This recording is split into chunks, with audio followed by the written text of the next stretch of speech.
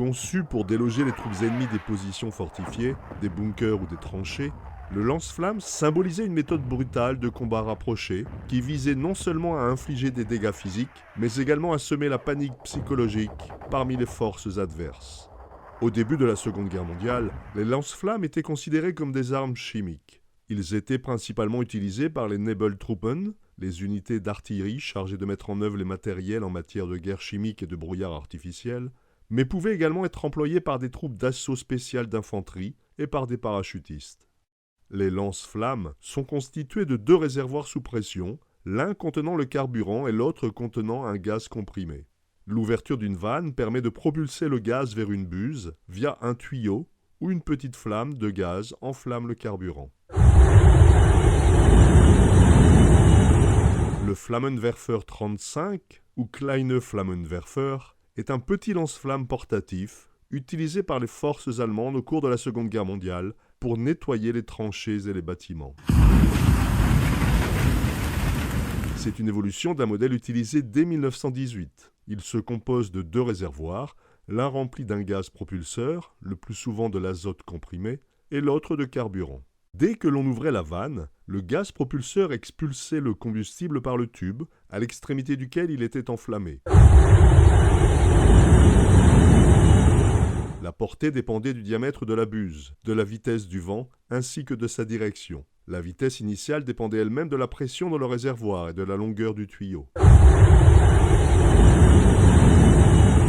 Le Flammenwerfer 35 est une arme mortelle qui était extrêmement efficace à courte portée. Cette arme a également été connue sous le nom de voleur de peau, car son utilisation entraînait des brûlures cutanées extrêmement sévères. Le carburant permettait 10 tirs d'1 seconde ou un tir continu de 10 secondes, avec une portée d'environ 25 à 30 mètres.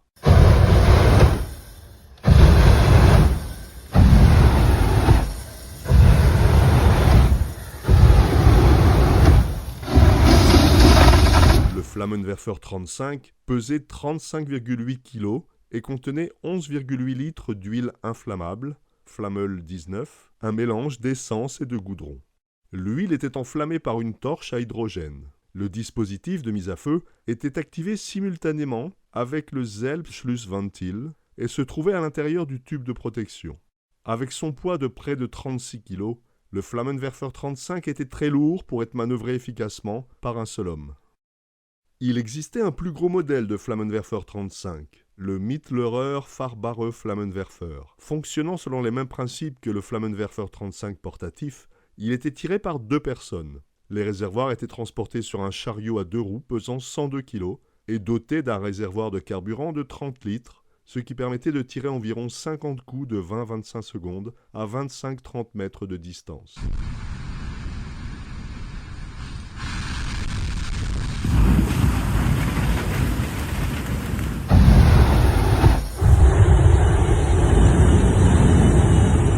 Ce système était difficile à faire progresser sur un terrain accidenté jusqu'aux premières lignes. Il a été retiré de la dotation des bataillons d'infanterie pour être utilisé dans des installations fixes, notamment pour les services de défense côtière en Norvège. Le Flammenwerfer 35 portatif était utilisé au combat par une unité spéciale équipée de 10 réservoirs d'1 litre pour l'allumage du carburant et de 10 réservoirs de 10 litres qui contenaient le gaz propulseur. Cette quantité permettait de recharger 10 Flammenwerfer 35 portatifs ou bien 3 Mittlerer Flammenwerfer. Ce lance-flamme, comme tous les lance-flammes employés dans la Wehrmacht, était utilisé par les Sturmpionier, les sapeurs d'assaut, des pionniers spécialisés chargés d'assister l'infanterie lors des assauts, en franchissant les obstacles naturels et artificiels, en nettoyant les fortifications ennemies au lance-flammes, puis en les détruisant à l'aide de charges explosives. Les Sturmpionier, qui utilisaient ces lance-flammes, ont joué un rôle important dans la prise des fortifications françaises qui bloquaient l'avancée allemande pendant la bataille de France et plus précisément lors de la bataille de Sedan. Les lance-flammes ont également été utilisées pendant la bataille de Stalingrad, car dans la guerre des snipers, cette arme épouvantable était la seule permettant d'atteindre un sniper caché dans des gravats ou derrière un mur.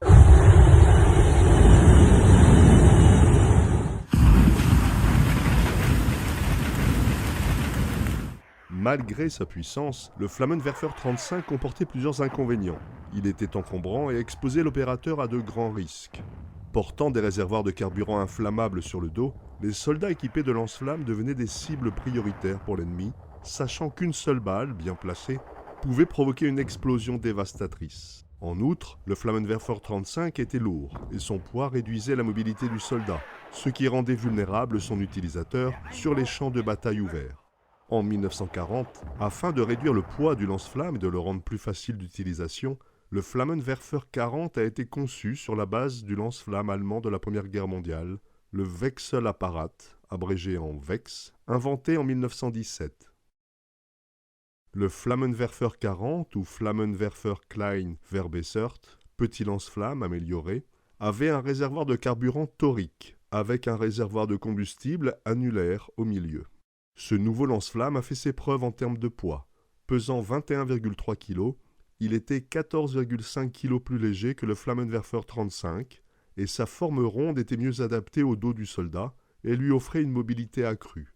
Le mélange d'allumage de 7,5 litres était logé dans un récipient à pression annulaire externe en forme de pneu monté sur le harnais de transport. Dans le réservoir sphérique intérieur, il y avait 5 litres d'azote comprimé à une pression de 25 atmosphères, utilisé pour projeter le mélange incendiaire. À travers un tuyau en caoutchouc avec une tresse métallique, le mélange d'allumage allait dans un long tuyau avec une soupape de vidange, terminée par un générateur électrique. À partir d'un lance-flamme de ce type, il était possible de tirer 8 à 10 coups de feu d'une seconde à une distance de 25-30 mètres. Un mélange d'huile, de goudron lourde et légère, la Flammel 19, était généralement utilisé comme mélange incendiaire. Cependant, les essais sur le terrain ont montré une très grande sensibilité du Flammenwerfer 40 aux dommages et il n'a pas été jugé assez efficace, ce qui a entraîné l'arrêt de la production. De plus, les réservoirs du Flammenwerfer Klein Verbessert 40 étaient trop complexes à produire en quantité suffisante. L'étape suivante du développement du lance-flamme allemand fut le Flammenwerfer 41, qui remplaça peu à peu le Flammenwerfer 35 sur le terrain opérationnel. Doté de 2 réservoirs horizontaux placés sur le dos de l'utilisateur, le Flammenwerfer 41 pesait 18 kg, c'est-à-dire la moitié du poids du Flammenwerfer 35. Le Flammenwerfer 41 utilisait une torche à hydrogène pour allumer un mélange à enflammer qui était tiré à partir d'une torche à main attachée à un réservoir. La Flammel 19 était transportée dans des réservoirs séparés à l'arrière qui contenaient 11,8 litres de carburant. Le Flammenwerfer 41 s'est avéré plus fiable et plus facile à utiliser que son prédécesseur. Il était bien plus maniable et son jet portait jusqu'à 32 mètres, contre 25 mètres pour le Flammenwerfer 35. Il a joué un rôle similaire à celui des autres lance-flammes de l'époque, à savoir nettoyer les tranchées et les bâtiments ennemis dans les zones hautement fortifiées. De 1942 à avril 1945, 64 284 Flammenwerfer 41 ont été produits. Au cours de l'hiver 1941, des problèmes sont apparus lors des combats contre les troupes soviétiques, car le mécanisme d'allumage du Flammenwerfer 41 était incapable de faire face aux conditions météorologiques extrêmes.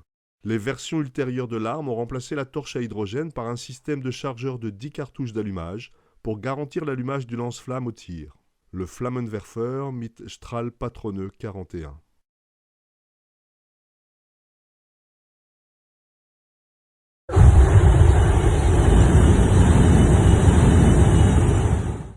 Les parachutistes qui reçurent également le Flammenwerfer 41 ont eu des exigences particulières.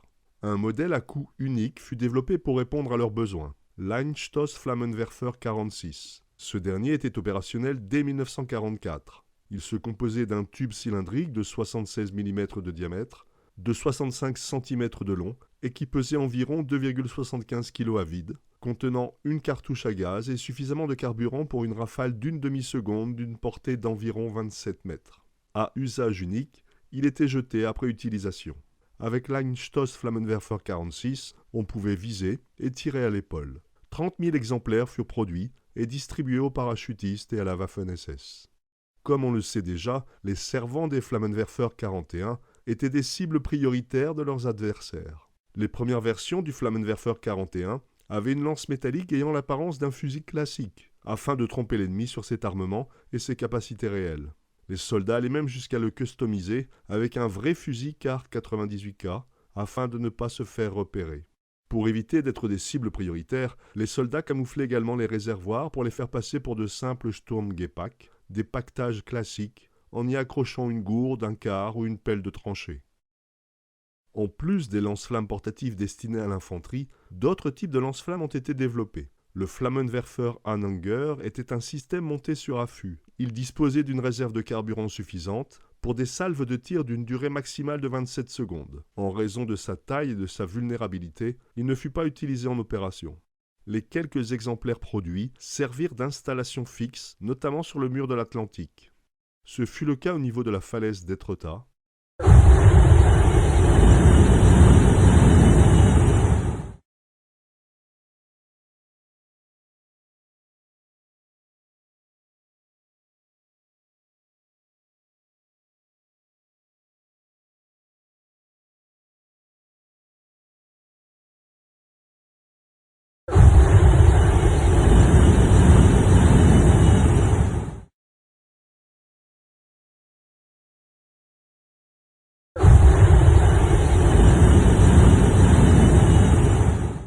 Ça a été également le cas dans la falaise de Wimereux. Moi, j'y suis rentré à l'époque, c'était dans les années 62-63. On pouvait escalader la falaise. Et on escaladait la falaise pour y aller, disons. Donc, il y avait cette petite plateforme, mais comme il y avait du remblai dessus, il fallait vraiment prêter attention pour voir ce fameux trou, disons. Et avec un ami qui est décédé maintenant, on a escaladé, on y a été. Et puis, ça fait un tunnel qui fait une galerie qui fait à peu près 10 mètres de long, sur à peu près 1 mètre, 1 mètre, 1 mètre 20. Il faut rentrer baissé, même allongé, disons. C'est entre deux couches de rochers, deux couches de roches, disons. Par terre, c'est un genre de sable, tout ça, de poussière. Et après, au bout, on arrivait, on pouvait se mettre debout, et là, il y avait une palissade de construit. Et puis, il y avait une trappe dans cette palissade. En rampant, on pouvait passer. Après, on se remettait debout. Et là, ça faisait une pièce sur, disons, 4 mètres sur 4 mètres, disons, à peu près. Et puis là, après, ça faisait une petite montée. Et là, il y avait le souterrain qui partait vers la route. Et tous les 10 mètres, tous les 10-15 mètres, il y avait une pile, il y avait un système avec une lampe électrique, vous savez. Au début, après où est-ce qu'on passe entre les deux roches, là, on peut se mettre debout, mais après, il faut être courbé, disons. Disons, s'ils voulaient vraiment inonder la mer, ils n'avaient pas besoin de faire un souterrain comme à la pointe de la crèche, disons. S'ils devaient mettre des tuyaux en caoutchouc pour lieu ces deux fameux tuyaux qui est à l'entrée, parce que je présume que les tuyaux en fer qui est à l'entrée, c'était, disons, pour emboîter dans ces fameux tuyaux en caoutchouc, pour pas que le tuyau, avec la pression, il se balade n'importe comment. C'était pour relier à des tuyaux en caoutchouc, je présume, parce que dans ce système de souterrain-là, ça aurait été vachement embêtant de monter des tuyaux en fer. Donc ça devait être relié sûrement à des tuyaux en caoutchouc.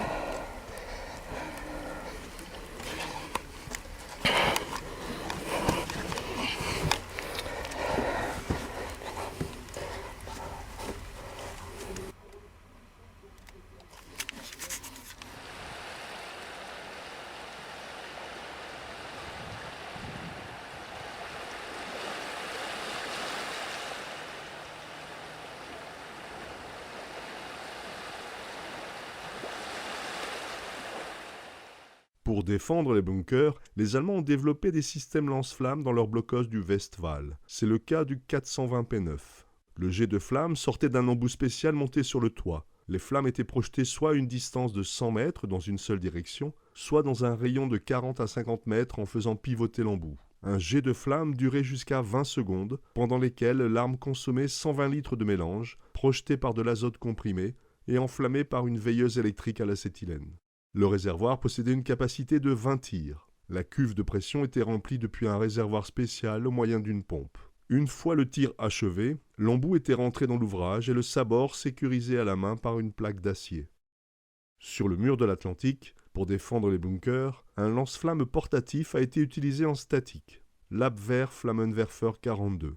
Doté d'un réservoir de 22,7 litres, il a été conçu pour être utilisé en mode défensif et enterré aux endroits où l'ennemi était censé progresser. Il était activé par télécommande ou par un fil piège.